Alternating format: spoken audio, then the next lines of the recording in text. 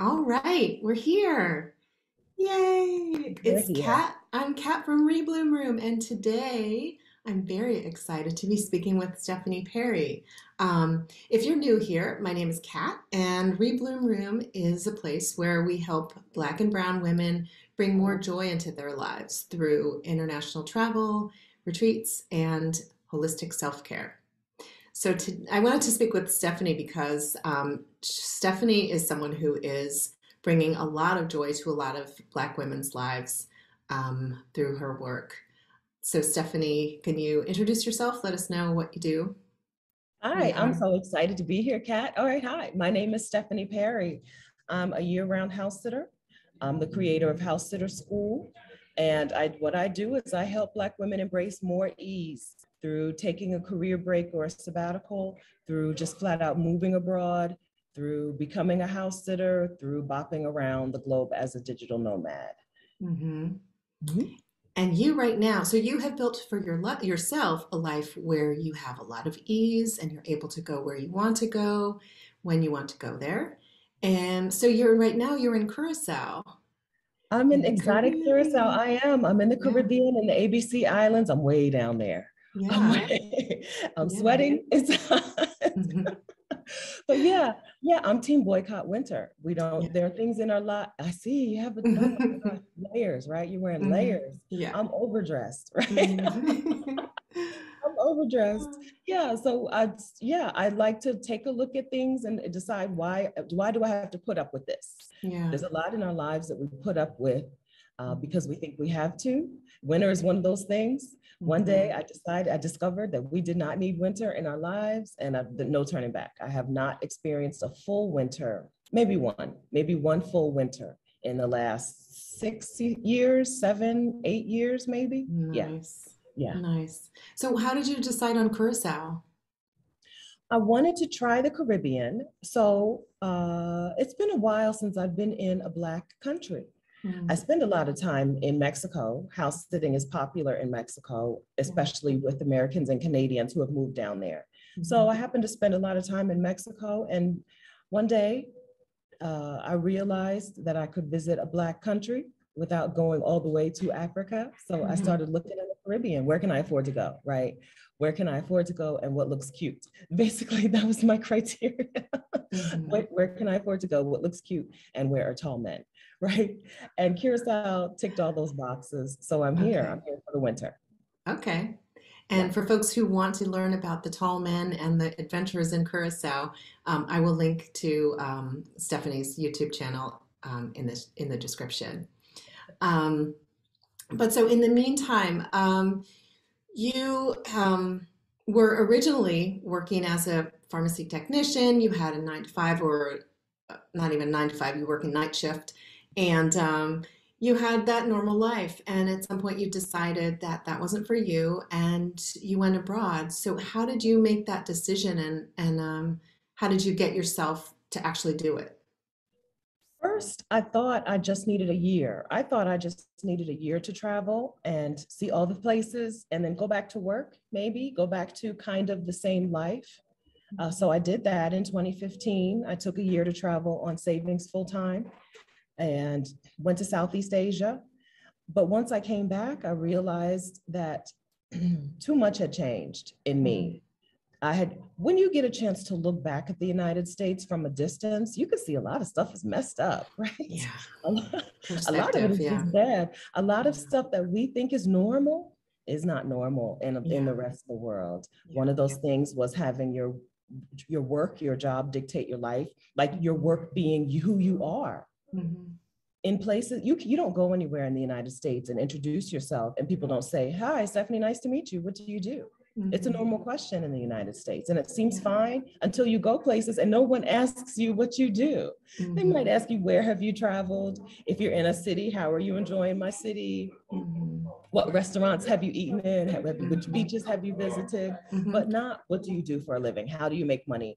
What is your contribution to the capitalist system? Basically, how Right. financially valuable of a person are you? Where do you fall Right. on this ladder, this class Yeah. ladder? Yes. Just doesn't come up. People don't ask it. And Mhm. so just had too much of a realization that I didn't want to return to those things. I didn't want to return to the United States. I didn't want to return to a place where I am my work. I didn't want to return to a place where you're expected to hustle and grind and not sleep and put everything ahead of your own wellness and well-being. Yeah. So that's what happened. And that's why there was no turning back. And I had to look for ways to travel more with a whole lot less money, see the world without a trust fund. I don't have a trust fund. I don't have any Powerball winnings yet, right? So, but it all started with just 1 year. Once I took a significant time away and got a chance to really look back at the United States and see it through other people's eyes, when you hear other people talking about their world, their country, their lives, they're on vacation for August, their whole company is shut down for the month of August, right? Yes. Once you see that kind of stuff, it's really hard to turn back. Yeah. Yeah. Yeah. Tell people what's the noise in the background. You're in a hotel lobby, yeah? I'm in the hotel lobby. So one of the things that happens when you don't have a job is that you don't really know what day it is. And so I agreed to talk with you, Kat, during this time, and then realized, oh, that's the time when I don't have accommodation. I had to check out of my Airbnb at 11, and I can't check into the hotel until 3.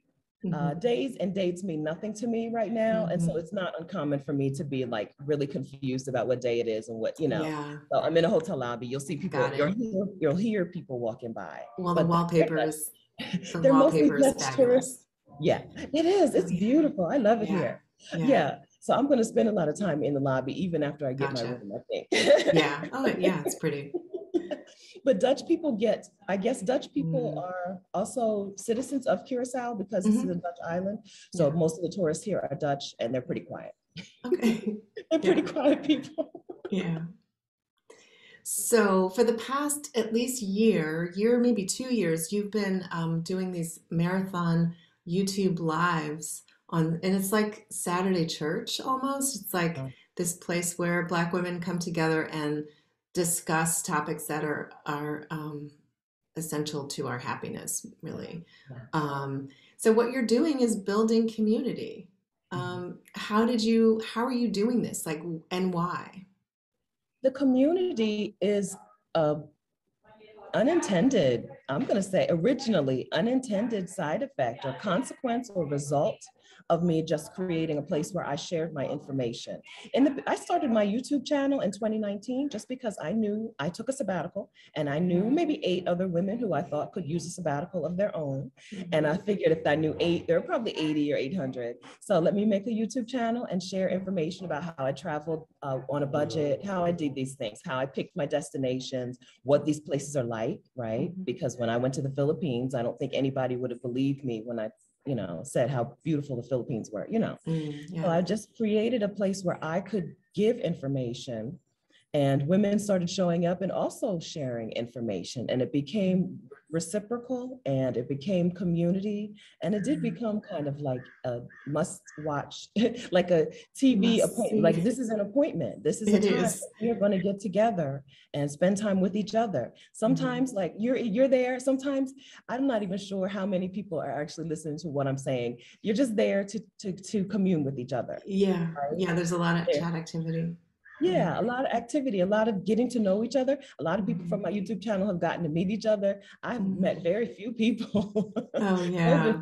Because of COVID, I've met very few of my YouTube subscribers, but a lot of them have met each other and have formed community and have formed relationships, which is something that I didn't know that I had the power to do. I've never been a real community person, right? I'm a loner by nature. I'm a loner. So who knew that this was going to happen? It's so wonderful. I'm so proud of it. But it's great. There's nothing like it. There's no community like it on the internet. I don't think. I know. Yeah. And I was actually supposed to meet with you in person twice. And thanks to COVID, I kind of got kiboshed. Like I was supposed to meet you in DC because there's like a DC group.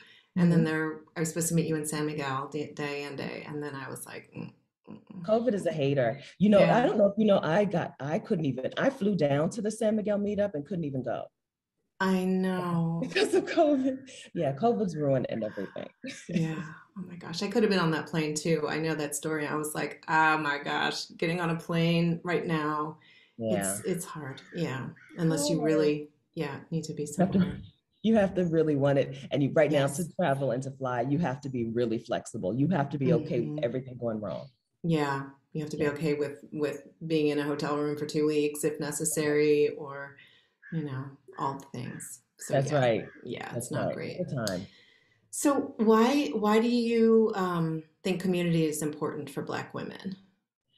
We get so much messaging about what we should do and who we should be and what's not for us and what our roles are. And it's really hard to counteract that. I mean, the messaging is that Black women are there to make life easier for other people, not to live our own dreams. That Mm, struggle is the default setting for Black women, that we are not supposed to embrace joy. We're not supposed to prioritize light things. It's supposed, life for us is supposed to be heavy. mm, And so when you're trying to counteract that, you need community. You can't do that on your own. You really cannot. You can't. yeah, It's the messaging is too pervasive. It's yeah. everywhere. So you need community so that Yes, when you you're do. like, hey, I've decided to prioritize joy for a while, you have some people who get it. You don't have to explain things. I can't tell you how many times I talk to women and they're talking about something they're going to do. I'm going to go to Mexico City for 3 months. And they give me all these, but I love my kids, like her Mm, kids are mhm. 40 and 42. And she Right. still feels like she needs to justify why she's going to another country and leaving her kids behind, Mhm. for a few months. Right. So community is the antidote, right? Community is the antidote to the hustle, grind, no sleep, struggle, uh, poison, Yeah. toxin that's out there. Hmm. We need an antidote, and I really do think it's community. It's hard. It's Hmm. it's one thing to say I'm going to do this whole new thing that is so Hmm. new and no unheard of in my circle, right? Unheard Hmm. of in my space. But it's another thing to actually do it, right? You can Yes. decide, you can make up your mind that you want to make this change in your life. You want to embrace ease, or you want to try a whole new you. It's one thing to say it, but to achieve it, you need some people on your side. You need some people who you don't have to justify and explain to. You need some people who get it and who will Hmm. walk alongside you. Some people who are maybe a step or two ahead, and some people who are right there with you. Hmm. Makes all of the difference, all of the difference. Yeah. Yeah, a lot of people feel very comfortable telling Black women how they should live their lives. So how do we, I mean, in addition to community, do you have any, suggestions on how people can care less about what other people think? Actually, I do. Yes. Yeah, that's a thing that we need to, it's a strategy. Like there are strategies that we need to put in place. It's not going to happen naturally. I don't care who you are. If you're a Black woman and you're in, I don't know, not even just the United States, but I know the United States. You Mm, you you need to have some strategies to put your own self first and to care less about what other people have to say. So mhm, yes, community.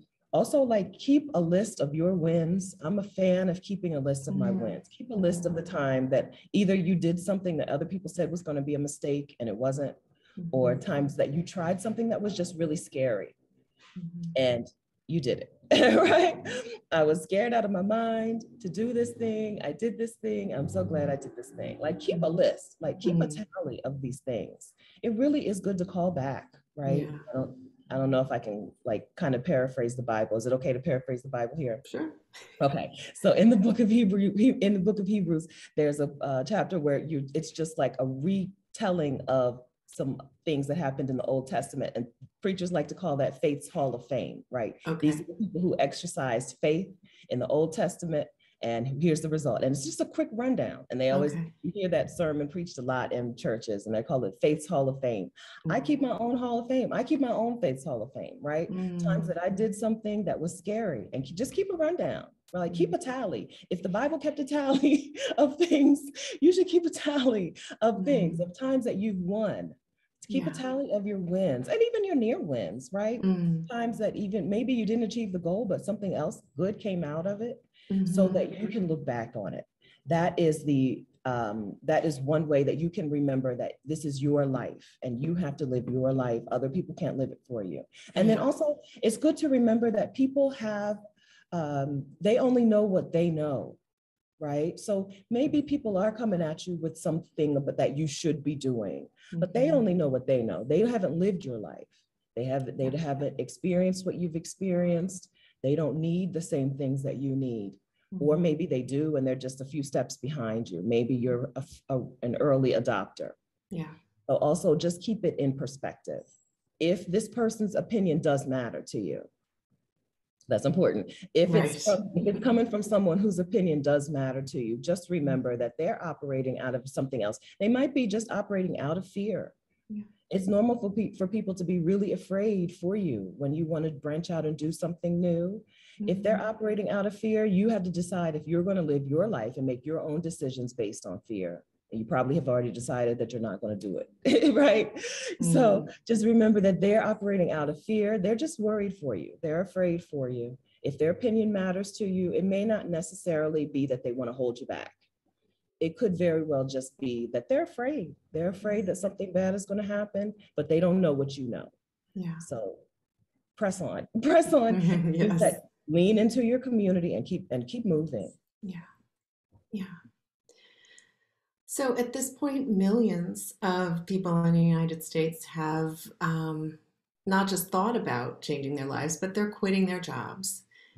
So what do you think about this great resignation that's happening? I love it. On one hand, I hope that we're about to see a major overhaul in work and life in the US. But I'm not that optimistic about it. Mostly, I just love it because some people are getting a break, right? Some people are taking a break who would not have normally taken a break, who would not have taken a break other times. I'm sad that it had to happen because of COVID. I'm sad that it took COVID for it to happen, right? So many deaths, so much grief, so much loss. But I love that some people are taking a break now, even if it means that they're going to return to work very soon. I'm okay with that. The sabbatical is fine, right? It's good to get some time to reset and recharge. What I do know that is for some of these people, it's going to be impossible for them to go back into the same situation or similar situations. So I think work is going to have to improve. I hope, right? I think capitalism, if it's not going away, it's going to have to at least change, adapt, right? But even if we don't see any larger outcome, at least we're seeing people take a break. We're seeing some people get some time away from work, some time where their adult life is not centered around work, because that's just not normal here. It's just not normal from the time that you were, I don't know, 18, I guess. Most Black women start working before 18, ones I know, right? From the time you're a teenager until you're at least 65, your work is your life. We don't get a chance to have a life without work. So I'm glad to see some people getting to experience it, even if it's just for a little while. Yeah. I know. I think it was 2016. I can't remember. I took 2016 off. I didn't tell anybody until after it was done. And it was so good. It was so good. I just remember being in my hammock a lot of that time. I did other things. I traveled. I did some professional development, ran some creative experiments and work experiments, and it was good. Things that you never would have had time for otherwise, right? Yeah. One of my proudest achievements from my year of not working is that I learned how to get in and out of a hammock. Oh, yay. I did. Oh, that's essential. That was worth it. Not easy. I landed on my knees and on my face many a time, but I learned how to get into and out of a hammock. Diagonal, yes. Yes. Yeah. You go, and then, yeah. One of the things that I mastered. That's right. Were you in Mexico? No, this was in Southeast Asia. So probably by the time I got to Cambodia, I had figured it out. I spent some time in a lake cabin thing in Cambodia, and they had a little hammock right there. Yeah. So I had a lot of chances to try. Oh, that's hammocking is now a verb. Hammocking is a word. It is. Oh, it's definitely a verb in my life Yes. Definitely. Yeah. 100%. Because you keep one with you, right? Do you Oh you yeah, have I travel with it. travel with Yeah, it? there's one in my office. So if ever I need a break, I just like hook it up, shut I that love it. laptop, take a little break. I love it. Yeah, Yeah, it's prioritize essential. the things that you like. Yeah, Yes. yeah, yeah. So you mentioned the Bible, and so I remember hearing that there's some preachers in your family, at least one or two. How might that have affected the way that you build community and interact with your people?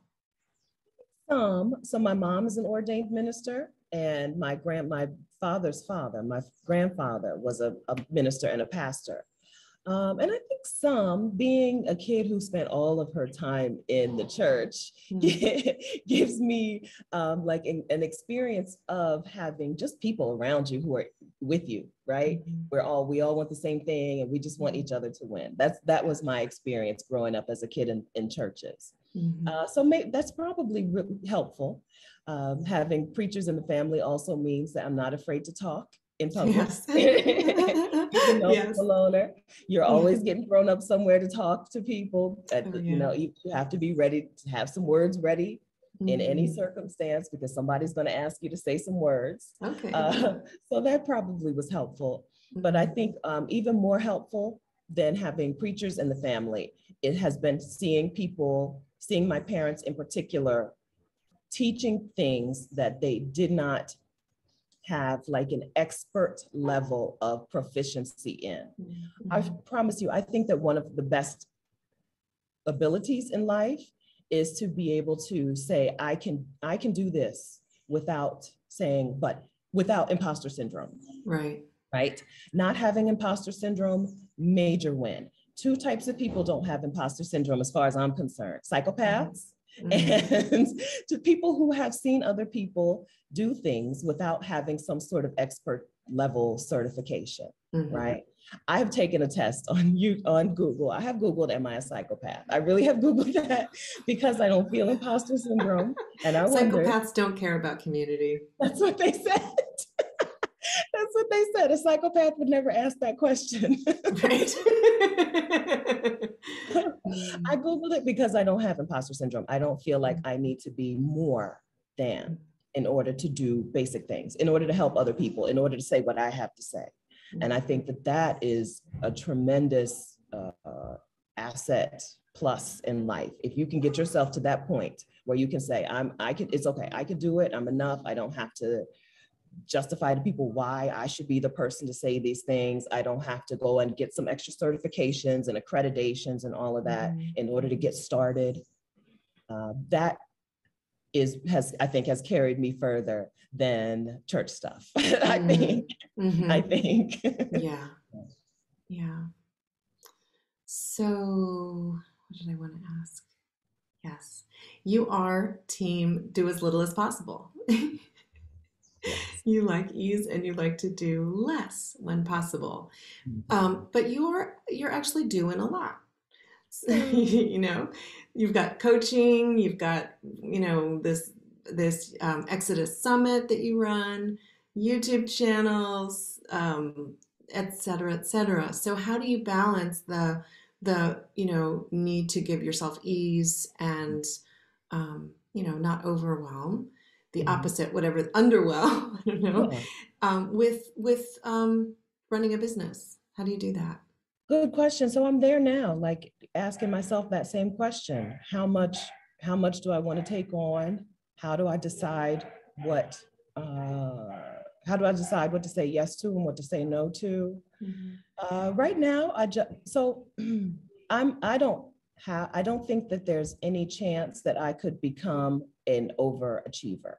I don't Hmm. think at this point in life. I've Hmm. been team do as little as possible from the very beginning. So I don't think there's a chance that I could slip into um, the overachiever life. I Hmm. don't think. Hmm. So I feel okay still doing things, That's but good. You've from broken that cord yes, to whatever yeah. the Some power of us, cord. I think some people are natural overachievers, and then some people are overachievers because of trauma, right? Mhm. Some people feel like they have to do things in order to gain value, to gain accolade, to gain appreciation from other people, Mm-hmm. you know. Yeah. I don't think that there's a risk of that for me. So I feel pretty comfortable doing a lot of things. I do a lot of things, but I also have a lot of free time. Mm-hmm. When I get to a point where I don't have free time, that's when I know that something's got to give. I need to hire somebody to do some things for me, or I need to say no to some things. So I've hired someone in my business that I run alone, and in the business that I run together with Rashida Dow, who's a career break coach. We host Exodus Summit. In both of those businesses, we've actually hired someone to help us with things. Mm-hmm. So that I think the questions just become, is this something I really need to do, right? When something new, because I'm an idea person. I think I'm a visionary. I think I can see, I have ideas. Mm-hmm. So when an idea comes and it's something that could add more work, right? More time, more effort, the questions become, do I really want to do it?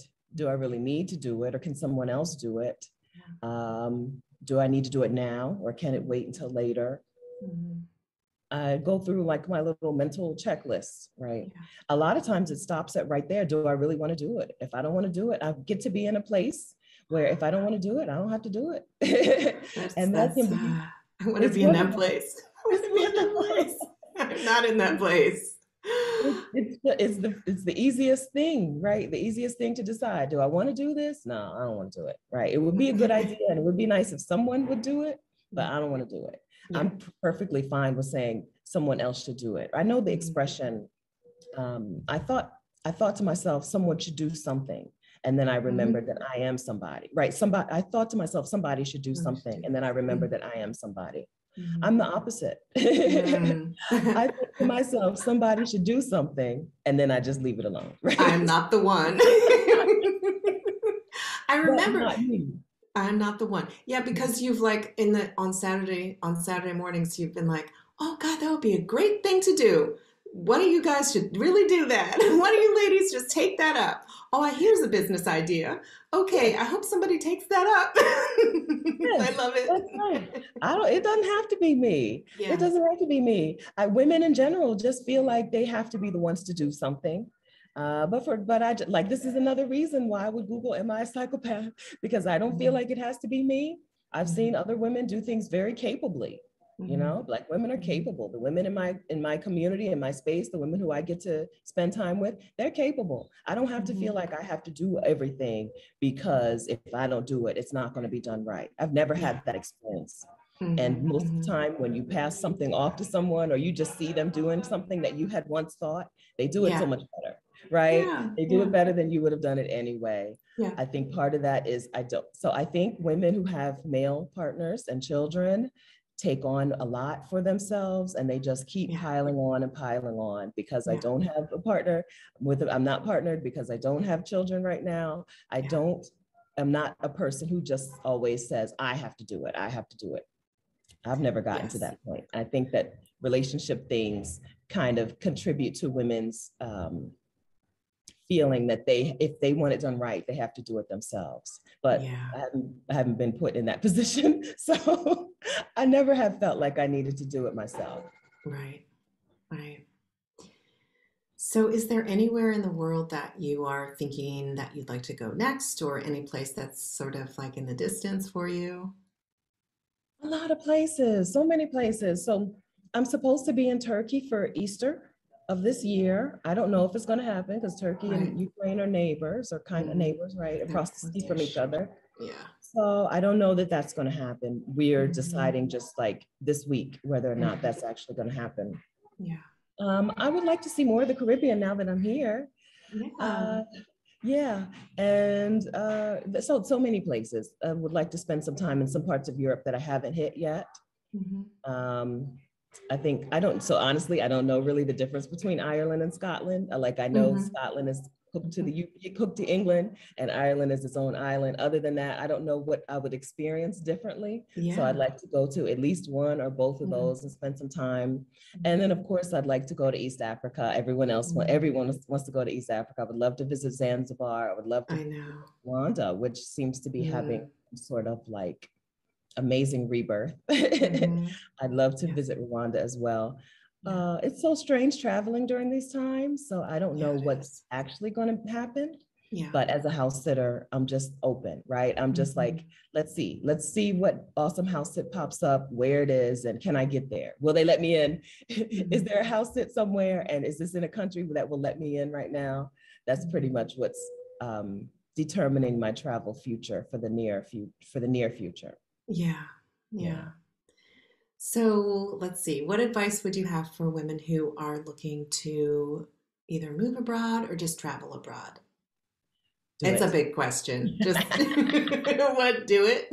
Simple answer, do it, just do it. Yeah. Yes.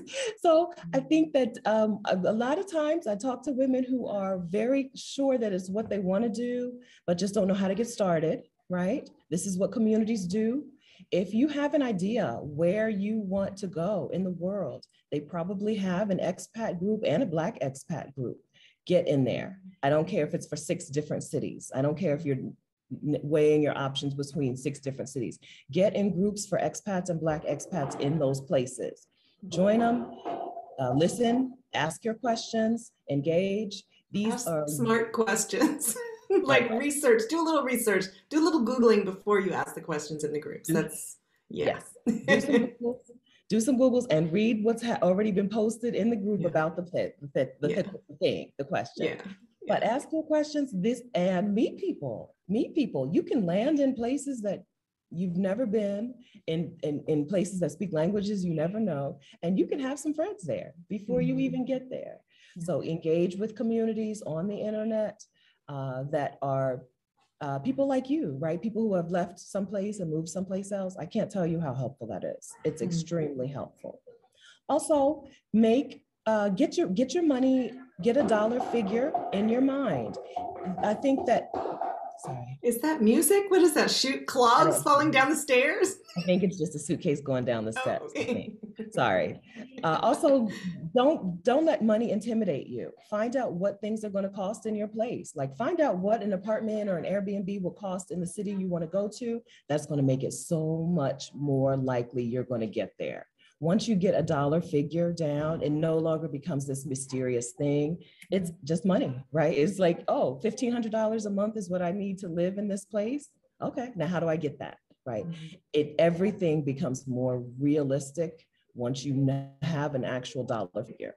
So Right. get community and figure out your dollar figure. Mhm. If you need to take a little vacation or scouting trip to a place before you go there more long term, do it. But if you don't want to take a scouting trip, you don't need to do all that. You can just do some Googles, end up in a place, and then if you don't like it, get on a plane and go someplace else, or a train or a bus or a boat and go Mhm. someplace else. That's the magic of traveling during this internet age and this time. It's so much easier to get from place to place, Yeah. and you don't have to take these humongous guidebooks, right? Right. Remember Right. when everything was Mhm. a guidebook? Yes, and you rip Like part of it because you're only going to that part of the country, and so you leave the other part and you give it away. Yeah. and a map, like a paper map, Hmm. right? Yeah. All of that. All of that. We don't do that anymore. We don't Mm. do that. Getting places and moving around from place to place is so much easier now, so much Yeah. more convenient. Yeah. So those fears, the fears of going to a new place and trying a new thing are real. So don't wait. My other piece of advice. Okay, so I'm just I'm still going. You asked me Yes. one Yes. question, I'm Yes. still going. That's Right. good. But another piece of advice is don't wait until you're not afraid, because that Mm. time doesn't come, right? Yeah. In anything that you want to do. If it's Yeah. something that you've never done before, you're going to be afraid. Hmm. So understand, this is another thing that community helps you with. You hear other people saying, oh my gosh, I was so scared and I got here and it was great. Hmm.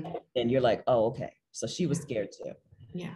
So yeah, don't keep putting it off and putting it off until you feel less fear. That's not how fear works. That's Mm. not how it works. You have to do something Just, in order to yeah. not be Move. afraid of it. Yeah. Just move through the fear. Just move through it. That's Yeah. right. That's right. Keep moving, making some progress. That's one of the fear lesseners. Antidotes. Yes. Antidote. Yeah. Yeah. Keep moving. Keep making progress. Yeah. Good. Well, is there anything that you want to add that I should have asked you? Well, let's talk about you and ease.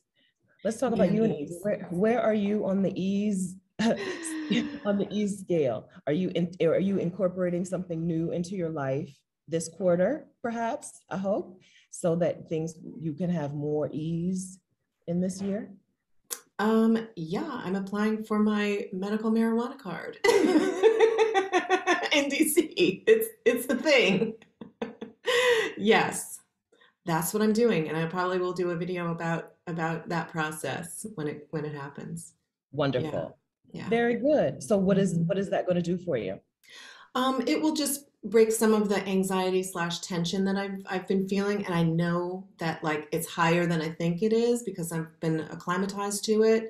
just over the past 2 years of the pandemic and the stress and everything. So I think it's just kind of accumulated, and I'd like to sort of break that. Wonderful. When's your Yeah. deadline for the application? Oh, I have an appointment to on Saturday this week. So yeah, yeah. Very good. You have to get a doctor's appointment with a recommendation and then go through the process. So I've started it. Yeah.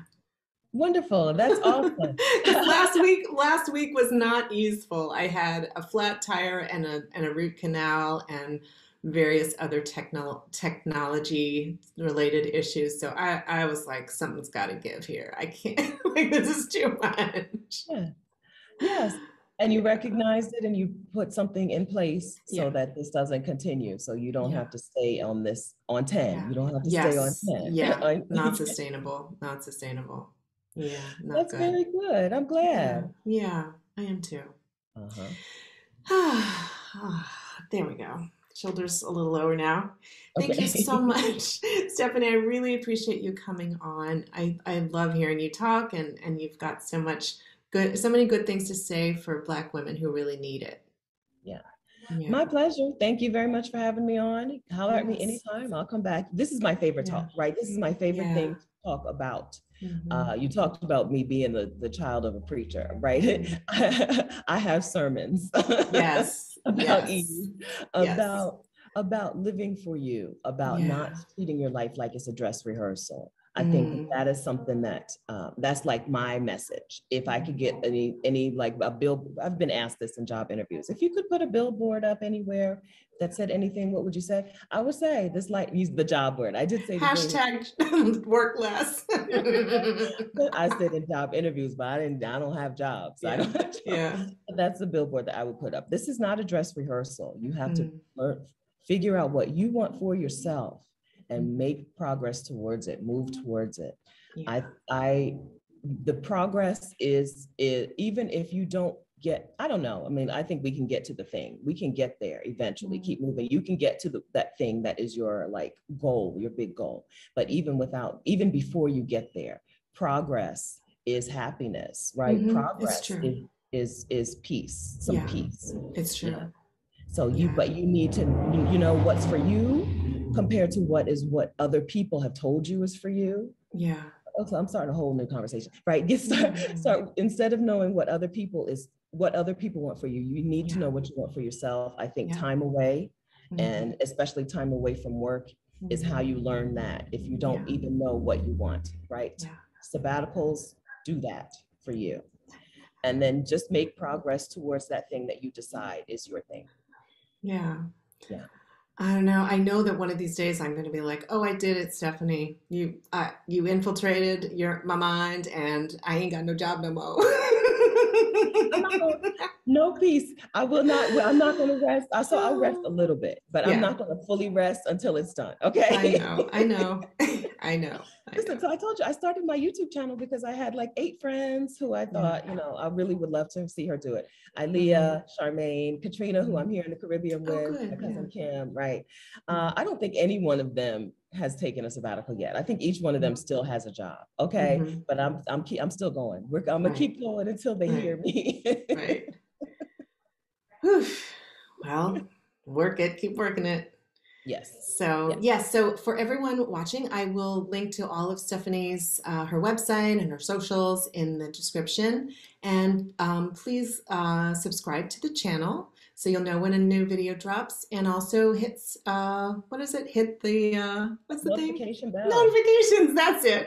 Hit notifications so that you'll really know when a video drops. And also visit rebloomroom.com so that you can sign up for the wait list for my international retreat, which is going to be restful and fun. So I'm happy that I was able to talk to Stephanie, and I'm happy that you watched. And thanks for watching. Until next time.